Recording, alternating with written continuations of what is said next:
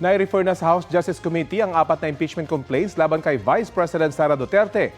Sunod ng tatalakay ng komite ang sufficiency in form and substance ng mga reklamo.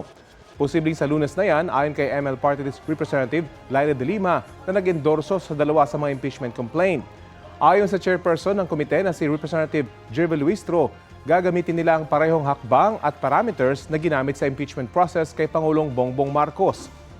Sa 4 na reklamong isinampa laban kay Vice President Duterte, kabilang sa mga nabanggit na impeachable offense ang paglustay umano niya ng confidential funds, pagbabanta umano sa buhay ng Pangulo, unang ginang at dating House Speaker, hindi umano pagdedeklara ng lahat ng ari-arian niya sa SALN at pagsusulong umano ng political destabilization at sedition.